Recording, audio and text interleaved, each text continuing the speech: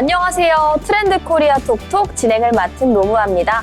오늘 첫 시간도 특별한 손님 모시고 진솔한 얘기를 들어보는 가까이톡으로 시작을 할 텐데요. 오늘 가까이톡에 정말 소중한 손님이 와주셨습니다. 오늘은 트로트 가수 행사의 여왕이죠. 임수지 씨와 함께합니다. 수지 씨 어서 오세요. 네, 안녕하세요.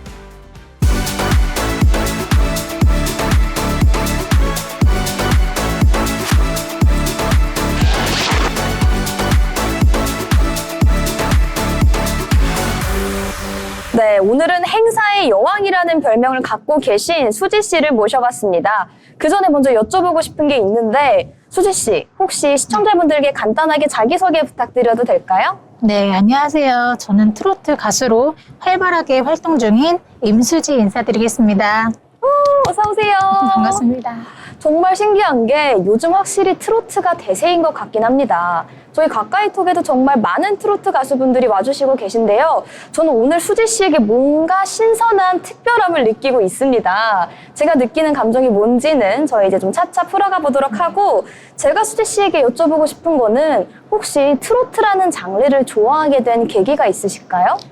네, 저는 굉장히 빨리 좋아했어요. 초등학교 때부터 좋아했던 것 같아요. 그러니까 집에 돌아오면 항상 트로트가 틀어져 있었거든요. 그래서 저희 어머니도 가수의 꿈을 꾸시다가 접으셨기 때문에 저도 좀 트로트에 애착이 좀 많이 가는 것 같아요. 이게 확실히 뭐 어떤 분야가 됐든 조기 교육이 중요한 것 같습니다. 네. 그러니까 무의식적으로 어렸을 때부터 트로트를 계속 들으시다 보니까 그게 피가 되고 살이 돼서 이제 녹아드신 것 같은데 어머니께서 정말 좋아하셨을 것 같아요. 가수가 되셨을 때. 네, 저희 어머니는 막 눈물을 흘리시면서 좋아하셨어요. 지금도 이 방송 나오는 거 보시면 너무 좋아하실 것 네, 같은데요. 아직 말씀은 안 드리고 나왔는데 이제 나중에 알려드리려고요.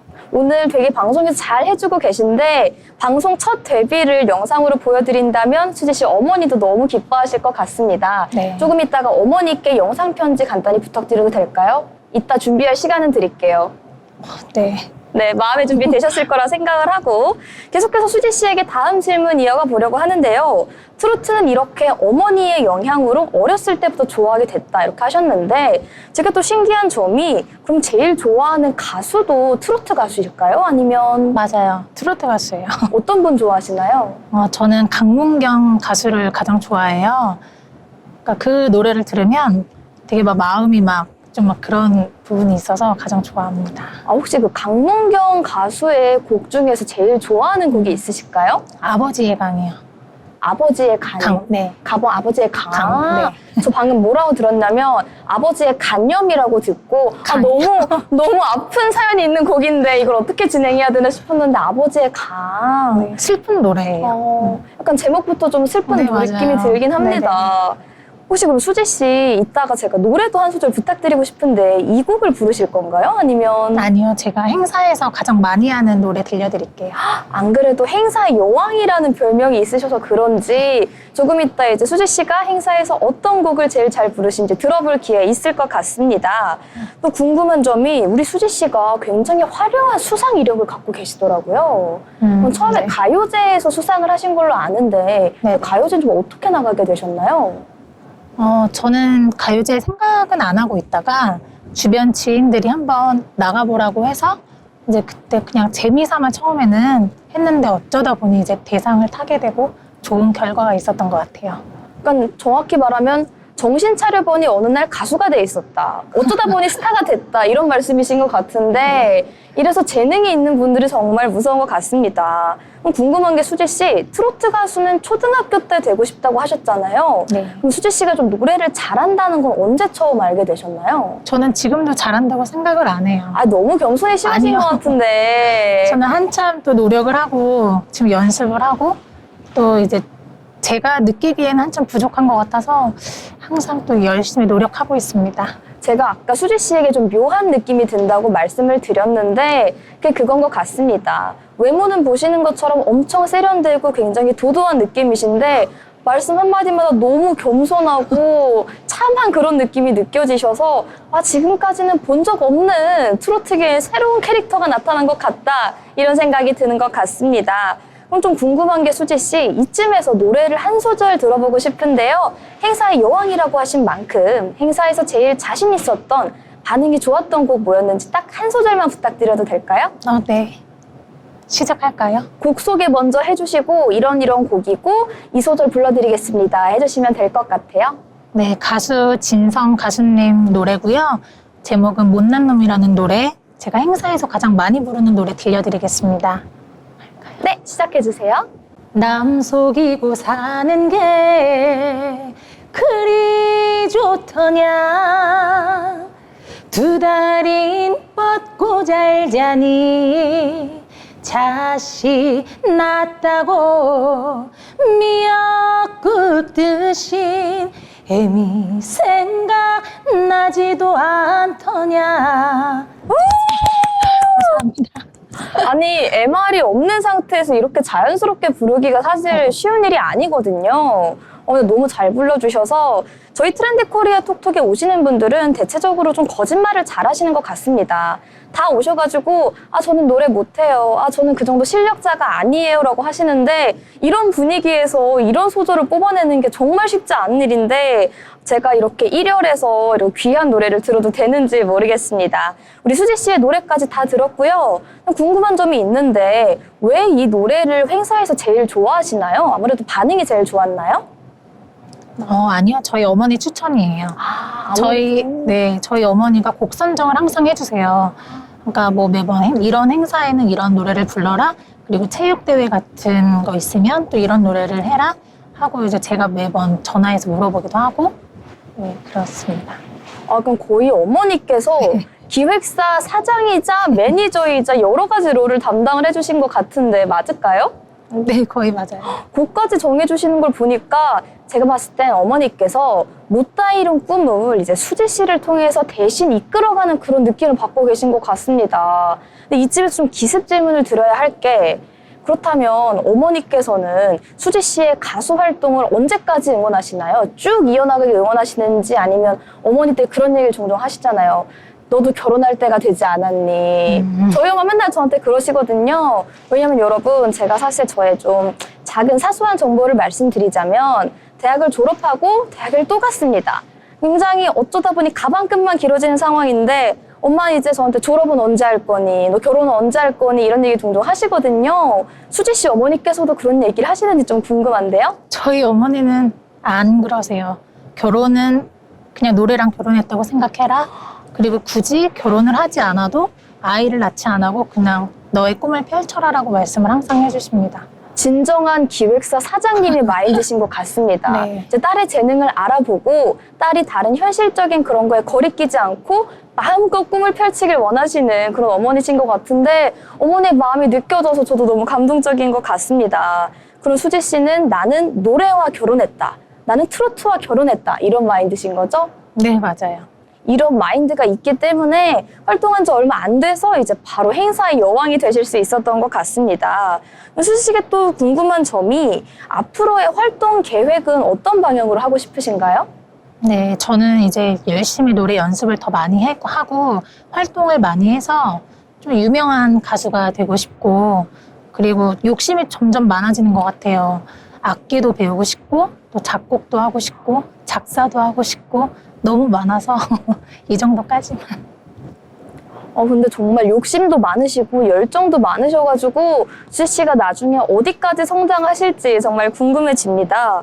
그 또 약간 위기감이 드는 소식을 들었는데 최근에는 MC 분야까지 진출하셨다고 해요. 그건 제 역할인데 그 문선 거리축제 MC를 보셨다고요?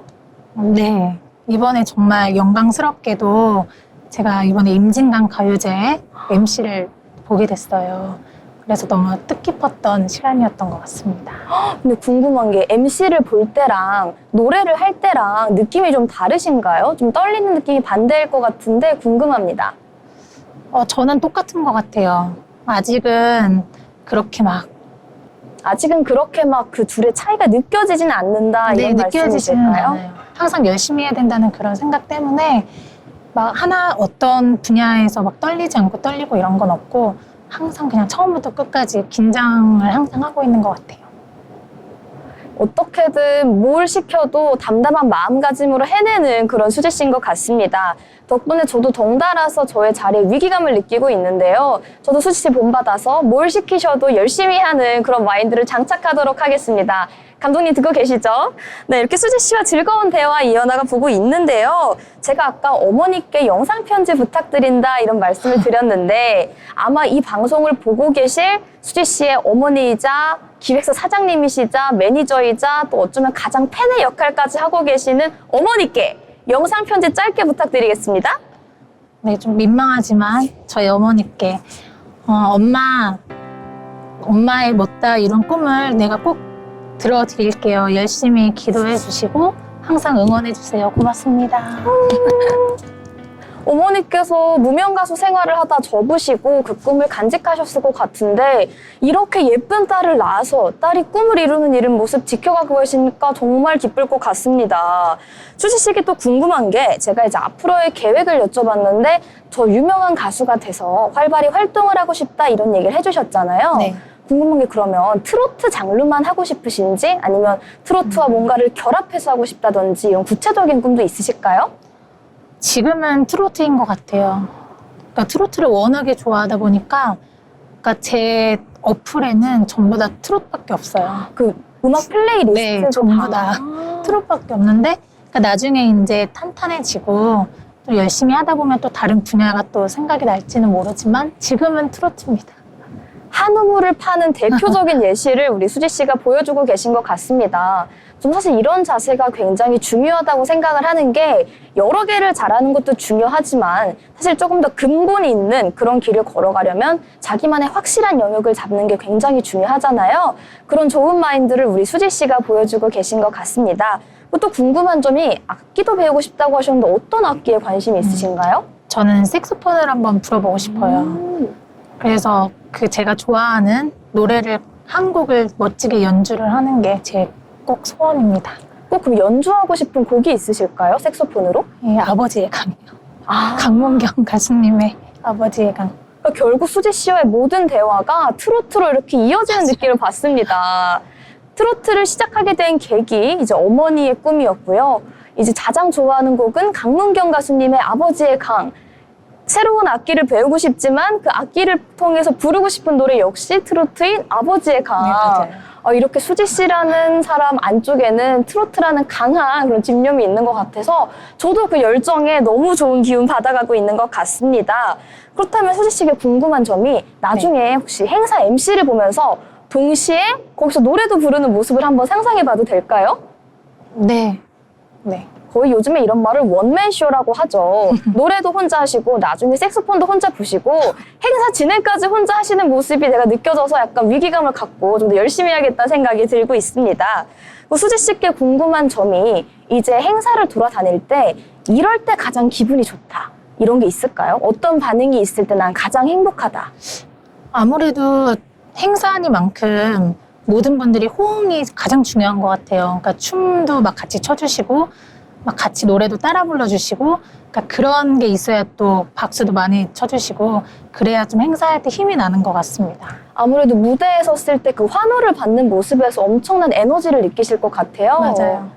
근데 저는 관객분들께서도 수지 씨의 이렇게 밝고 단단한 에너지에 노래를 듣고 항상 힘을 받아가실 것 같습니다. 왜냐면 옆에 앉아있는 저조차도 지금이 굉장히 아침 시간인데 많은 기운을 받고 있거든요. 수지 씨가 앞으로 더 승승장구하셔서 저희 방송에 또 찾아오시면 좋겠고요.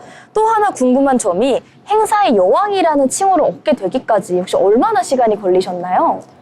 저는 좀 짧았던 것 같아요. 시작한 지 얼마 되지 않았는데 이렇게 도와주시는 분들이 그래도 계셔서 빨리 성장이라고까지는 아니지만 그래도 그 성장의 길을 좀 밟고 있는 것 같습니다.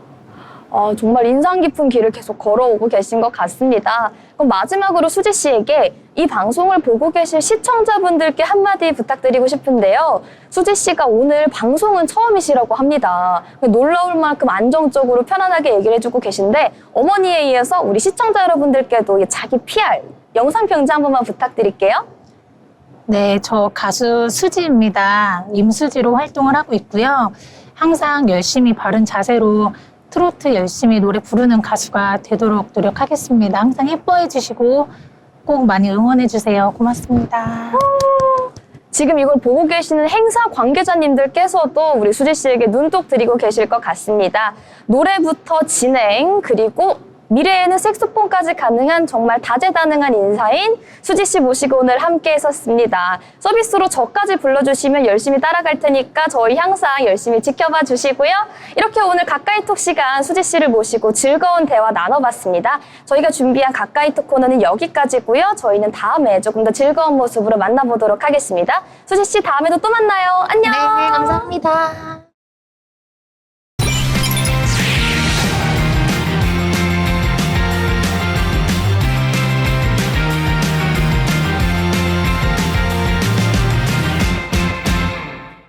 이번 시간은 주요 경제 흐름을 짚어보는 경제톡톡 시간입니다. 오늘도 편지혜 기자와 함께합니다. 어서 오세요. 네, 안녕하세요. 편지혜 기자, 우선 이번 화재로 국민들이 어떤 피해를 입고 있는지부터 명확하게 정리를 해주시면 좋을 것 같아요. 네, 가장 큰 불편은 민원 처리였습니다. 정부24 서비스 대부분이 멈췄고 복구 중이지만 온라인 민원이 모두 현장 방문으로 바뀌기도 했습니다. 평소에는 몇 분이면 끝나던 일이 반나절 걸리는 상황이 된 겁니다. 아무래도 행정뿐만 아니라 금융이나 그런 법률적 서비스에도 좀 차질이 있었겠네요. 그렇습니다. 주민등록 진위 확인이 막히면서 은행 계좌 개설이나 대출이 중단됐습니다. 추석을 앞두고 소포 접수, 배송 조회가 안 돼 선물 배송이 막힌 겁니다. 화장시설 예약 시스템 이하늘도 멈추면서 유족들이 직접 전화로 예약해야 했습니다. 하필 명절 연휴를 앞두고 이런 일이 터져서 더더욱 불편이 컸던 것 같습니다. 국민 생활 전반이 흔들렸다 이렇게 볼 수 있을 것 같은데요. 네, 단순한 전산장애가 아니라 행정, 금융, 생활이 동시에 멈춘 겁니다. 특히 막대한 예산이 투입된 재해 복구 시스템이 제 역할을 못한 게 드러나면서 구조적 문제 지적이 커지고 있습니다. 그렇다면 이러한 문제의 재발을 방지하기 위해서는 어떤 대책이 필요할까요? 백업 시스템을 철저히 검증하고 특정 지역에 의존하지 않는 분산형, 클라우드 기반을 전환해야 한다고 지적하고 있습니다. 또 민원 서비스 비상 매뉴얼을 강화해서 국민 불편이 반복되지 않도록 해야 한다는 목소리가 높아지고 있습니다. 네, 국민들은 이번 사태로 인해서 디지털 정부가 아직은 공허한 개발이란 사실을 좀 실감을 했을 것 같습니다. 좀 철저한 진단과 대책이 필요해 보이는데요. 그렇다면 이제 중국인 단체 관광객 이슈로 넘어가 보려고 합니다. 이제 중국인 단체 관광객의 무비자 입국이 29일 시작됐습니다. 코로나19 이후 침체되었던 관광시장 다시 살아날 수 있을까요? 네, 첫날 서울 명동과 면세점은 오랜만에 활기를 띨었다고 합니다. 인천항을 통해 대형 크루즈선을 타고 들어온 1,700명이 몰려 면세점 매장이 붐볐다고 전해졌습니다. 아무래도 업계 기대감이 커질 수밖에 없는 상황이겠네요. 네, 면세점과 화장품 업계는 물론 호텔, 항공사도 매출 반등을 기대하고 있습니다. 정부는 6월 30일까지 관광객 100만 명을 추가 유입될 것으로 보고 있습니다. 하지만 예전 같은 싹쓸이 쇼핑은 없다는 분석도 나오고 있는데요. 실제로 단체 관광객 6커에서 개별 여행객 3커 중심으로 관광객 트렌드가 변하면서 중국 SNS를 통해 접한 한국 로컬 명소를 탐방하고 K컬처를 체험하는데 더 적극적이라는 평가입니다. 네, 이제는 트렌드를 6커가 아닌 쌍커가 이끌고 있다 이런 분석 나와주고 있습니다. 아무래도 인원이 는다 해도 그 소비 효과는 좀 예전보다 제한적일 수도 있겠네요. 네, 맞습니다. 관광객 수가 늘면서 예전만큼 경제 효과는 크지 않을 수가 있습니다. 또 중국인 관광객 의존도가 높아지면 현중 정서나 불법 체류 문제와 맞물려 리스크가 커질 수도 있다는 지적입니다. 결국 이번 무비자 입국은 기회와 한계를 동시에 보여준 것 같습니다. 이제는 숫자보다는 좀 질 높은 관광에 대한 전략이 절실해 보이는데요.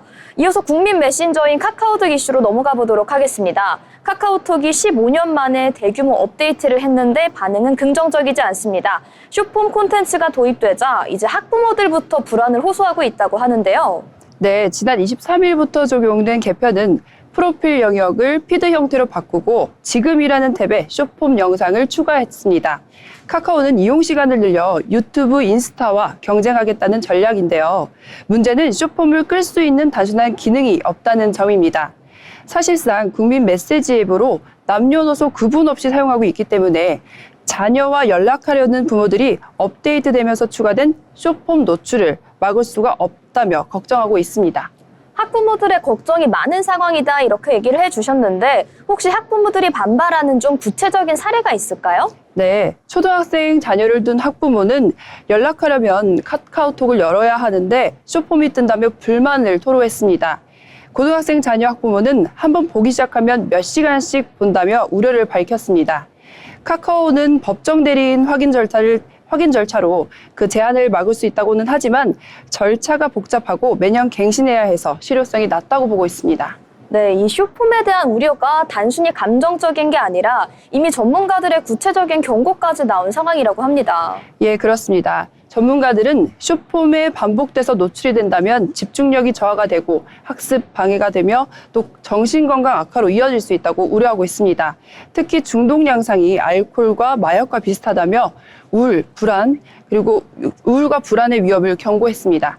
네, 카카오톡은 더 이상 그냥 메신저가 아니라 공적인 연락수단이다 이렇게 볼 수 있는데요. 그만큼 이번 개편은 단순한 서비스 변화가 아니라 사회적인 파장을 낳고 있습니다. 기업은 단기 수익뿐만 아니라 공적 책임도 함께 고려해야 될 필요가 있어 보입니다. 그럼 다음은 이제 금융위원회가 발표한 대규모 신용사면 소식으로 넘어가 보려고 합니다. 네, 2020년 1월부터 올해 8월까지 5천만 원 이하 연체 채무를 올해 말까지 갚으면 기록이 삭제된다고 합니다. 이미 상환한 257만 명은 30일부터 바로 말소가 됐고요. 아직 못 갚은 112만 명도 연말까지 갚으면 혜택을 본다고 합니다. 네, 무려 370만 명이 이번 조치로 이제 빚의 멍에에서 벗어나게 됐습니다. 그렇다면 이 사람들의 신용 점수도 크게 다시 오르겠네요? 네, 평균 40점이 올랐고요. 20대는 50점이나 뛰었다고 합니다. 신용카드를 새로 받을 수 있는 사람이 29만 명, 그리고 은행 대출 가능 인원도 23만 명이나 늘었다고 합니다. 네, 그렇지만 이번 조치엔 당연히 양면적인 것들이 좀 있을 것 같습니다. 부작용 우려가 나오고 있다고 하는데요. 그렇습니다. 고신용자가 늘어나면서 금융권이 심사를 강화할 것으로 내다보고 있습니다. 또 어차피 구제해준다는 인식이 확산되면서 도덕적 해이도 우려되고 있는 상황입니다. 결국 중요한 건 사후 관리인데요. 단순히 기록 삭제에 그치지 않고 재발 방지 교육에도 보완이 필요하다고 보고 있습니다. 네, 숨통은 조금 트였지만 효과는 내년에 가봐야 알 수 있을 것 같습니다. 마지막 소식입니다. 이제 만 65세 이상 인구가 1,000만 명을 넘어서면서 한국이 초고령화 사회에 돌입했다 이런 보도가 나오고 있습니다. 네, 올해 우리나라 인구 가운데 65세 이상 인구가 처음으로 20%를 넘어서면서 초고령 사회로 진입했습니다. 처음으로 5명 중 1명이 노인이 된 겁니다. 아무래도 사회적인 파장이 좀 클 수밖에 없겠네요. 네, 맞습니다. 생산 연령 인구 한 명이 2명 가까운 노인을 부양해야 할 수준으로 갈 전망입니다. 노인 빈곤율은 39.8%로 OECD 국가 중 가장 높았고 삶 만족도는 35%에 그쳤습니다. 하지만 한편으로는 자기 개발에 적극적인 액티브 시니어도 늘어나고 있습니다. 스마트폰 사용, 건강과 외모 관리 등에서 활발한 활동을 보이고 있었습니다. 네, 결국 시대는 도래한다 이 말이 맞는 것 같습니다. 거대한 흐름을 피할 수 없다면 초고령 사회는 피할 수 없는 우리의 현실이 될 것 같은데요. 이 같은 상황에서는 빈곤 해소와 복지 그리고 일자리 대책이 핵심적인 과제가 될 것 같습니다. 이렇게 오늘 편지의 기자와 함께 주요 현안들에 대해 살펴보는 시간 가졌습니다. 오늘 경제톡톡 시간은 여기까지고요. 다가오는 추석 가족분들과 함께 따뜻한 시간 보내시고 안전하게 명절 다녀오시면 좋을 것 같습니다. 그럼 편지의 기자님과 함께한 경제톡톡 지금까지 하겠습니다.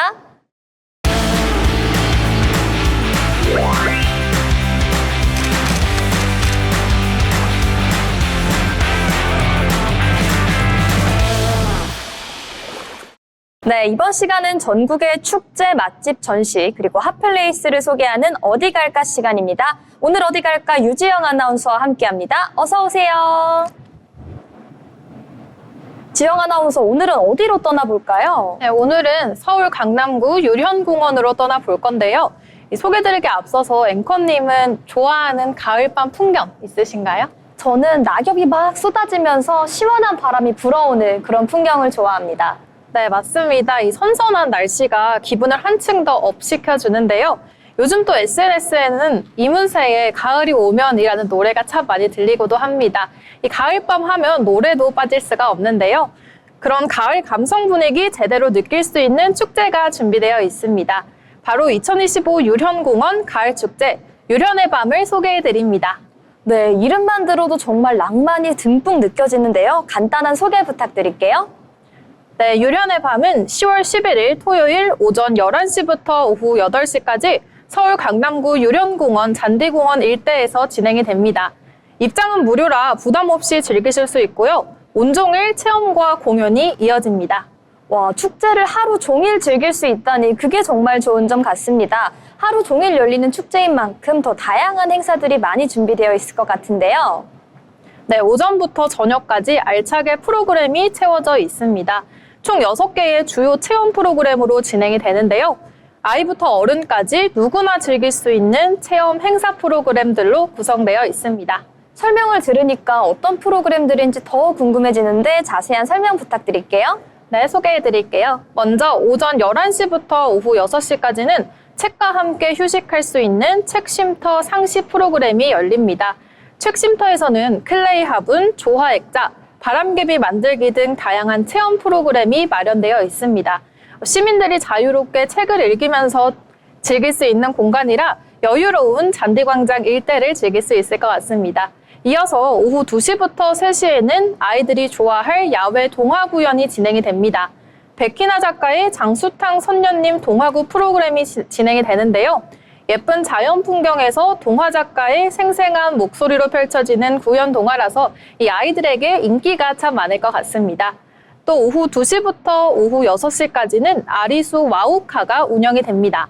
아리수를 시음할 수 있는데요. 아리수뿐 아니라 망고 주스, 청포도 주스, 아이스 아메리카노 등 다양한 음료수가 제공이 된다고 하니까요. 이 환경 오염을 방지하기 위해서 텀블러 챙겨오시는 것도 추천드립니다.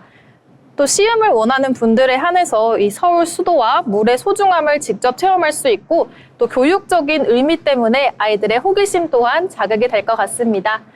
마지막으로 오후 4시부터 6시까지는 자연을 만날 수 있는 프로그램이 진행이 됩니다. 먼저 정원을 여행하는 돌 체험이 있는데요. 정원 산책으로 든 생각을 돌의 그림으로 표현할 수 있습니다. 예전에 반려돌이라고 해서 한 프로그램에서 연예인이 구매를 하는 장면을 본 적이 있는데요. 그 장면이 기억에 나네요. 눈이 달려있고 작은 인형처럼 꾸며져 있는 돌이었는데 이 유련공원의 체험 프로그램에서도 돌을 단순한 자연물 하나가 아니라 새로운 시각으로 바라보고 정원과 교감할 수 있는 특별한 경험이 될 것 같습니다. 또 같은 시간에 진행되는 허브 씨앗 심기는 직접 허브 향을 맡아보면서 마음에 드는 허브 씨앗을 심어보며 작은 생명의 소중함을 경험할 수 있습니다. 나만의 화분 꾸미기 프로그램에서는 직접 화분을 꾸며서 세상에 하나뿐인 자신만의 화분을 만들 수 있습니다. 네, 정말 많은 체험을 하다 보면 정말 시간이 금방 흐를 것 같은데 이 즐거움을 더해줄 공연이 기다리고 있다고 들었습니다. 가을밤의 분위기를 더해줄 무대가 준비되어 있다고 하는데요. 구체적으로 어떤 무대들일까요? 네, 가을밤에 이 축제에는 노래가 빠질 수가 없겠죠.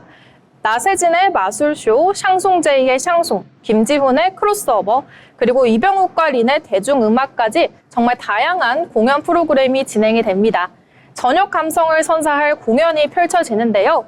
오후 6시부터 8시까지 무료로 볼 수 있습니다. 사실 축제의 하이라이트라고도 생각이 되는데요. MC 조영구의 진행과 함께 성큼 찾아온 가을을 느낄 수 있습니다. 앵커님은 어떤 프로그램이 가장 기대가 되시나요? 네, 정말 동화구연부터 자연 체험 행사까지 다양한 프로그램들이 준비가 되어 있는 것 같은데 저는 그 중에서 저만의 정원 만드는 프로그램이 가장 기대가 됩니다. 네, 정원 만들기 정말 재밌을 것 같은데 저는 또 노래를 좋아하다 보니까 축제가 가장 기억에 납니다. 그렇다면 예약은 어떻게 진행하면 될까요? 네, 가장 궁금할 부분이겠죠. 이 모든 공연과 체험 프로그램은 무료로 직접 와서 누구나 즐길 수 있는데요. 그래서 근처 거주하는 분들은 온종일 진행되는 축제인 만큼 편하게 공원도 산책하는 겸 유령공원 오셔서 즐겼으면 좋겠습니다. 그런데 일부 책심더 특별 프로그램은요. 서울시 공공서비스 예약 누리집에서 9월 22일 오전 9시부터 사전 예약을 시작했다고 하니까요. 지금 관심 있으신 분들은 들어가셔서 예약하시면 좋을 것 같습니다. 네, 사전 예약이 마감될 수도 있으니까요. 관심 있으신 분들은 서둘러서 신청하시면 좋을 것 같습니다. 현장을 미리 살펴보면 좀 더 좋을 것 같긴 한데 배치도를 보고 같이 얘기 한번 나눠볼까요? 네, 좋습니다. 이 배치도를 보시면요. 잔디광장을 중심으로 공연 무대, 책쉼터, 체험촌, 그리고 아리수 와우카까지 한눈에 보실 수 있는데요. 원하는 프로그램을 미리 확인하고 이동하시면 더 알차게 축제를 즐기실 수 있겠습니다. 또 책쉼터 앞에는 포토존도 마련돼 있어서 걸음을 멈추고 사진을 찍는 재미도 있으실 것 같습니다. 네, 오늘 이렇게 꼼꼼하게 축제 정보 소개해 주셔서 감사합니다. 그런데 더 궁금한 점이 있는 분들을 위해서 별도의 채널이 준비되어 있다고 하네요. 네, 유련의 밤 축제에 대해서 관련 소식을 전달하는 채널들이 준비되어 있습니다. 바로 서울의 공원 누리집과 인스타그램을 통해서 가능한데요. 실시간 업데이트되는 사진과 소식을 만나볼 수 있습니다.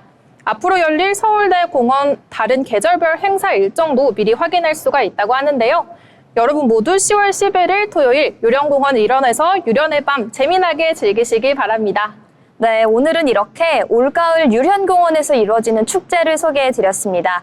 가을밤의 낭만과 여유, 그리고 다양한 체험 프로그램이 준비되어 있으니까요. 특별한 시간에 모두 참여하시면 좋을 것 같습니다. 지금까지 유지영 아나운서와 함께한 어디 갈까였습니다.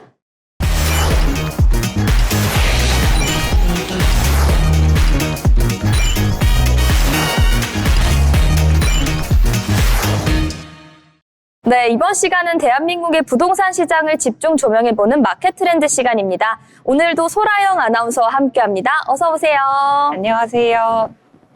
네, 오늘 마켓 트렌드 시간에는 대한민국의 부동산 말고 미국 플로리다주의 부동산 시장으로 잠깐 넘어가 보려고 하는데요.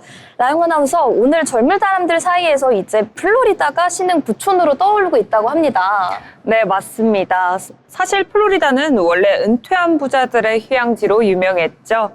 팜비치 마라라고 같은 고급 리조트가 대표적이고 기후와 자연환경이 워낙 뛰어나서 장기 거주하기 좋은 곳으로 알려져 있습니다. 그런데 최근에는 단순히 은퇴자만 몰리는 것이 아니라 젊은 부자와 글로벌 슈퍼리치까지 몰리면서 신흥 부촌으로 떠오르고 있는데요. 오늘은 플로리다 부촌화의 이유, 최신 부동산 동향, 유명인 투자 사례까지 함께 살펴보겠습니다. 네, 처음으로 미국 부동산을 다루는 거라 저도 벌써부터 신나는 것 같은데, 그럼 우선 플로리다가 신흥 부촌으로 떠오를 수 있었던 배경부터 알아가 보려고 합니다. 네, 플로리다는 원래 은퇴부자와 고소득자들의 휴양지였지만 최근 몇 년 사이 젊은 부자와 글로벌 슈퍼리치까지 눈길을 돌리면서 부촌화가 본격화됐습니다. 뉴욕과 LA 등 서부 지역은 집값과 생활비가 급격히 오르면서 부담이 커진 반면 플로리다는 상대적으로 넓은 주택과 편리한 인프라를 갖추고 있어 가성비 좋은 고급 주택지다라고 부각되고 있습니다. 여기에 소득세, 자본이득세, 상속세가 없다라는 절세 혜택까지 겹쳐지면서 단순히 휴양지가 아니라 투자와 절세, 라이프 스타일을 모두 충족시키는 지역으로 변모하고 있습니다. 그렇다면 혹시 이 지역의 대표적인 초고가 주택 사례 이런 게 좀 있을까요? 네, 사라소타의 세레니시마 저택이 대표적인 예시로 볼 수 있습니다. 35,000제곱피트, 약 1,000평 규모의 이 저택은요, 최대 100명까지 수용 가능한 웅장한 살롱, 그리고 침실 6개, 욕실 8개, 자동차 애호가를 위한 차고까지 갖췄죠. 가격은 3,030만 달러, 우리 돈으로 약 421억 원인데 단 25일 만에 거래가 완료됐을 정도로 슈퍼리치들 사이에서는 없어서 못 산다라는 평가가 이어지고 있습니다. 연간 재산세만 2억 8천만 원, 관리비도 억 단위지만 부촌화와 고초고가 주택 수요를 보여주는 대표적인 사례라고 볼 수 있겠습니다. 아무래도 한 달도 안 돼서 거래가 완료된 걸 보면 정말 그 수요 자체는 탄탄한 것으로 보입니다. 그럼 궁금한 점이 좀 새롭게 생기고 있는 고급 단지들도 있을까요? 네, 맞습니다. 클리어워터의 바이서로이 레지던스가 대표적인 예시라고 볼 수 있겠는데요. 86세대 규모의 워터프론트 콘도 단지로 펜트하우스 한 채만 1,200만 달러, 우리 돈으로 약 166억 원 규모입니다. 최근 10년간 주택 가격이 64% 상승했고 임대료도 1년간 9.1% 증가하면서 기존 워터프론트 개발이 제한적인 상황에서 새 단지에 대한 수요가 집중되고 있습니다. 이렇게 고급 주택과 신규 단지 개발이 맞물리면서 플로리다는 부촌화가 지속적으로 계속되고 있다라고 보이고 있습니다. 아무래도 이렇게 새롭게 생기는 부촌에는 유명 인사들이 좀 몰리는 것 같기도 합니다. 최근에 유명인들이 플로리다로 몰리고 있다 이런 보도가 있던데요. 네, 그렇습니다. 엄청 유명한 분이시죠. 바로 트럼프 대통령 딸 이방카와 남편 제러드 쿠슈너는 마이애미 인근 워터프론트 부지를 매입했고 아마존의 창업자죠. 제프 베이조스는 2023년과 2024년 사이 플로리다에만 수천억 원 규모의 부동산을 매입한 바 있습니다. 축구전 선수인 베컴과 메시, 배우 실베스터 스텔론까지 플로리다로 이주하면서 워터프론트 저택과 콘도에서 생활하고 있습니다. 기후와 세제 혜택, 생활 편의성이 맞물리면서 슈퍼리치와 유명인들에게 최적의 거주지로 자리 잡았다라고 볼 수 있겠습니다. 아무래도 이렇게 인기가 많은 걸 보니까 단순히 집값과 경치만 매력적인 건 아닌 것 같습니다. 좀 다른 요소가 있을까요? 그렇습니다. 플로리다는 소득세, 자본이득세, 상속세가 없어서 절세 효과가 굉장히 큽니다. 베이조스는 플로리다로 거주지를 옮기고 아마존 주식 매도에서 약 1,950억 원의 세금을 절감했다라고 전해지고 있는데요. 또한 론 디센티스 주지사가 재산세 폐지를 지금 추진 중에 있기 때문에 앞으로의 세제 부담 역시 더욱더 줄어들 전망으로 보여집니다. 단순히 거주지가 아니라 투자, 절세, 라이프스타일 모두를 고려한 전략적인 선택지가 플로리다에 존재하는 셈입니다. 세금 얘기를 듣고 나니까 왜 플로리다가 신흥 부촌으로 떠오르고 있는지 그 얘기를 좀 더 자세히 이해할 수 있을 것 같습니다. 이곳으로 좀 젊은 부자들의 이동도 아무래도 활발하겠어요. 네, 그렇습니다. 아무래도 뉴욕과 LA 이렇게 서부 지역의 경우 아주 고비용으로 유명합니다. 이런 고비용 지역에서 벗어나려는 탈캘리포니아 현상까지도 요즘 굉장히 팽배하다라고 보실 수 있겠는데요. 같은 비용으로 플로리다에서는 더 넓은 집을 살 수 있고 나머지는 심지어 수익형 부동산으로 돌려 생활비에 보태는 전략이 가능해집니다. 특히 엔데믹 이후 생활비 부담과 집값 상승으로 인해서 플로리다로의 이주가 더 매력적으로 느껴지는 겁니다. 계속해서 인구가 이주해 오고 있는 것 같은데 그럼 플로리다의 인구는 얼마나 증가할까요? 네, 2019년 2,148만 명에서 2023년 2,261만 명으로 증가했습니다. 향후 14년간 연평균 20만 명씩 증가한다고 봤을 때도 2,700만 명에 달할 전망으로 보여지고 있는데요. 젊은 부자와 글로벌 슈퍼리치의 이동과 맞물려 인구 증가가 지속되면서 부천화가 자연스럽게 계속해서 이어지고 있습니다. 단순히 고급 주택이 많다라는 것뿐만 아니라 인구의 증가와 수요 집중이 함께 시장을 밀어올리고 있죠. 그럼 아무래도 기업의 환경도 좀 중요할 것 같습니다. 네, 정확하게 짚어주셨는데요. H마트 올랜도점 개장, 그리고 인천공항 직항 연결 등 물리적인 인프라가 강화되면서 한인 자산가들 역시 큰 관심을 보이고 있습니다. 더불어 애플과 MS 등 글로벌 기업이 플로리다의 사무실을 확장하면서 미니 실리콘밸리가 형성되고 있는데요. 기업 유치와 주택시장이 함께 성장하면서 지역경제 활성화와 부촌화가 동시에 진행되고 있다라고 보실 수 있겠습니다. 미니 실리콘밸리라는 별명이 정말 플로리다의 현재 상황을 딱 잘 요약해 주는 것 같습니다. 그렇다면 앞으로 구체적으로 어떤 기업들이 들어올 예정인가요? 네, 포트 로더레일, 잭슨빌, 코럴 게이블에 애플과 MS 신규 오피스가 계획되어 있습니다. 주요 빅테크, 금융기업들도 남부로 이렇듯 확장하는 모습 보실 수 있겠는데요. 이렇게 고급 인력과 기업 활동이 늘어나면서 부천화가 단순 주거적인 트렌드가 아니라 경제적 허브화로 이어지고 있는 상황입니다. 네, 정말 긍정적인 소식들 연이어서 전해주셨는데요. 아무래도 이렇게 큰 변화에는 항상 안 좋은 소식도 같이 딸려오는 것 같습니다. 좀 좋은 소식만 있는 건 아니다 이렇게 얘기를 해주셨어요. 네, 맞습니다. 이렇게 고급 주택의 수요가 이렇게 집중이 되면서 중저가 주택의 수요는 급감했습니다. 2014년 거래수가 43%나 차지하던 20만 달러 이하 주택 비중은 현재 2024년 기준 6.13%로 줄어 사실상 소멸 위기에 놓여 있습니다. 양극화는 심화되고 있지만 이렇듯 부촌화 트렌드는 계속 이어질 전망으로 보여지고 있는데요. 투자자들은 이 격차와 수요 집중을 동시에 집중해야 되겠습니다. 네, 양극화 문제를 제외하고 나더라도 앞으로 이 플로리다의 부촌화는 지속적으로 진행이 될 것 같습니다. 네, 슈퍼리치와 젊은 부자의 이동, 기업 유치, 절세 혜택까지 겹쳐지면서 플로리다는 앞으로도 미국 내 신흥 부촌으로 계속 주목받게 될 것 같습니다. 부촌화가 단순히 주거지 변화가 아니라 경제, 문화, 투자까지 포함한 광범위한 현상으로 확장하고 있는 거죠. 네, 그렇다면 투자 관점에서 보면 좀 어떤 점에 주목을 해보면 좋을까요? 네, 고급 주택과 기업 밀집 지역, 절세 혜택, 인구 증가 추세가 바로 핵심이라고 보실 수 있겠습니다. 특히 사라소타, 클리어워터, 마이애미 워터프론트 지역은 여전히 유망하고 젊은 부자와 슈퍼리치의 꾸준한 수요가 이어진다는 점이 바로 투자 포인트다라고 보실 수 있겠습니다. 단순히 거주 목적이 아니라 장기적인 투자 관점에서도 굉장히 매력적인 지역이 되겠습니다. 네, 처음 다뤄봐서 그런지 오늘 플로리다 부동산 시장에 대한 이야기 굉장히 흥미로웠습니다.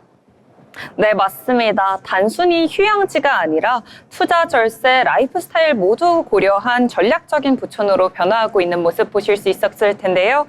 앞으로도 슈퍼리치와 젊은 부자, 글로벌 기업의 이동으로 플로리다는 계속 주목받을 지역이 될 전망이고 한국 투자자들에게도 역시 흥미로운 기회가 될 것이라고 생각합니다. 네, 오늘 소라영 아나운서와 함께 플로리다의 부동산 사례를 다시 살펴봤는데요. 다시 한번 느낀 점은 부동산은 더 이상 단순한 투자 수단이 아니라는 점입니다. 전략적 선택, 그리고 라이프 스타일을 동시에 반영하는 중요한 자산이 되고 있는 만큼 관심을 갖고 투자 진행해 보시면 좋을 것 같은데요. 특히 인기 지역이나 핵심 상권에서는 주택이나 오피스 선택 하나가 삶의 질뿐 아니라 세제와 투자 수익, 그리고 글로벌 네트워크까지 영향을 준다는 점 시청자분들께서도 꼭 명심하시면 좋을 것 같습니다. 앞으로 이런 흐름이 우리 시장과 일상에 어떤 흐름을 가져올지 저희와 계속해서 살펴보시면 될 것 같고요. 지금까지 소라영 아나운서와 함께한 마켓 트렌드였습니다.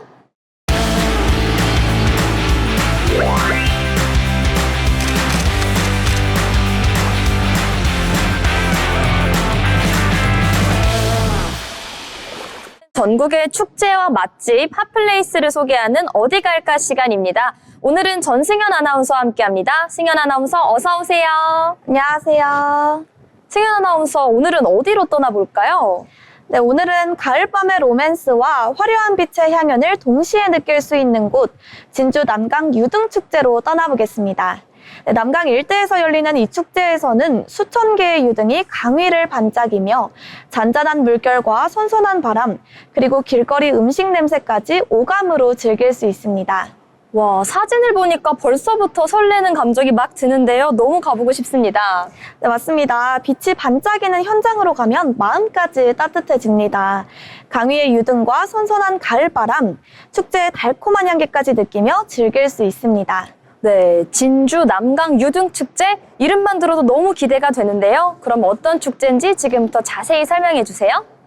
네, 진주 남강 유등축제는 남강과 진주성 일대에서 열리는 전통 등불축제입니다.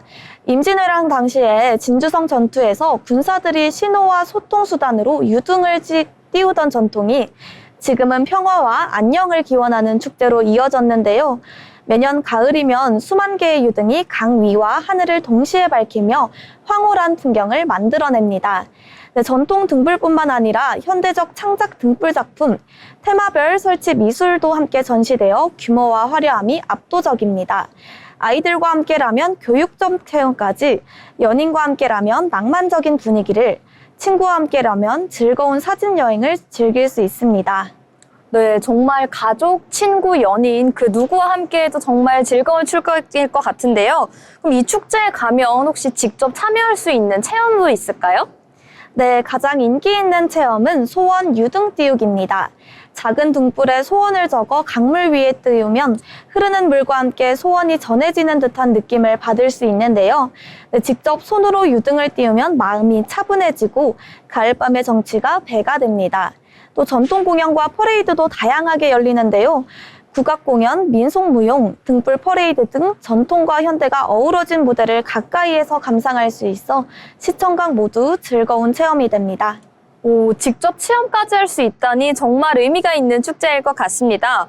그런데 축제를 이렇게 한껏 즐기다 보면 좀 배가 고플 것 같아요. 맛있는 먹거리도 준비가 돼 있을까요? 네, 맞습니다. 축제의 꽃 야시장에는 따끈한 어묵, 강냉이 튀김, 찹쌀떡, 군밤, 군고구마 등 다양한 가을 간식을 즐길 수 있습니다. 네, 그리고 진주를 대표하는 진주 비빔밥도 축제에서 꼭 맛봐야 하는 별미입니다. 네, 오색나물과 고소한 육전이 어우러져 풍성한 맛을 느낄 수 있는데요. 길거리 간식과 함께 즐기면 축제의 즐거움이 한층 배가 됩니다.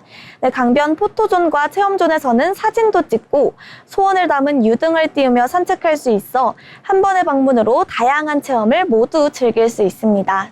이야기를 듣기만 해도 정말 군침이 솔솔 도는 것 같습니다. 길거리 간식까지 즐길 수 있다니 너무 좋을 것 같은데 그럼 축제 외에도 진주에서 즐길 만한 여행 코스가 좀 있을까요? 네, 가장 먼저 추천드리는 코스는 진주성 산책입니다. 진주성은 임진왜란과 역사가 깃든 유서 깊은 성곽으로 가을 단풍과 함께 걷다 보면 마치 시간여행을 하는 듯한 기분이 드는데요. 성곽 위에서 내려보는 남강과 시내 전경은 낮에도 아름답지만 축제 불빛과 어우러질 때는 더욱 환상적인 풍경이 펼쳐집니다. 네, 그리고 진주성 내부에서는 역사 체험 공간이 마련되어 있어 성곽과 함께 진주성의 역사와 문화 또한 배울 수 있습니다. 네, 또 축제 주변에는 전통 공예 체험관과 지역 예술 전시 공간도 즐길 수 있습니다. 네, 유등 만들기, 전통 부채 체험, 한지 공예 등 다양한 활동이 마련되어 있어 가족 단위 방문객과 연인, 친구 모두 만족할 수 있습니다. 네, 정말 즐길 거리가 한가득 많은 축제인 것 같습니다. 이렇게 다양하게 준비가 돼 있다니 정말 안 가볼 수가 없을 것 같은데요. 네, 그리고 축제 기간 동안 진행되는 특별 이벤트 또한 놓칠 수가 없는데요. 유등 퍼레이드, 전통 공연, 체험 이벤트 일정은 공식 홈페이지나 앱에서 확인할 수 있어 원하는 프로그램을 놓치지 않고 참여할 수 있습니다. 특히 아이들과 함께라면 유등 만들기 워크숍, 한지 공예 체험 등을 미리 예약해서 참여하면 더욱 알찬 체험이 가능합니다. 네, 강변 산책과 사진 포인트 외에도 행사 기간 중 열리는 전통 무예 시범이나 민속 공연을 관람하면 축제의 깊이를 더할 수 있는데요. 강변 카페나 찻집에서 따뜻한 차 한 잔과 함께 쉬면서 가을밤의 풍경을 여유롭게 즐기는 것도 추천드립니다. 상상만 해도 너무 낭만적인 풍경일 것 같습니다. 이야기를 듣기만 해도 마음이 굉장히 편안해지는 기분이 드는데요. 네, 화려한 유등이 강 위에 반짝이는 모습을 바라보며 가을밤의 은은한 빛 속을 걸을 수 있는 유등축제. 아이들과는 신나는 체험을, 연인과는 로맨틱한 순간을, 친구와는 즐거운 추억과 사진을 남길 수 있습니다. 올 가을 진주 남강 유등축제에서 빛과 소원, 즐거움이 가득한 특별한 하루를 직접 경험해보세요. 네, 진주에서만 즐길 수 있는 특별한 가을 축제였습니다. 지금까지 전승현 아나운서와 함께한 어디 갈까였습니다.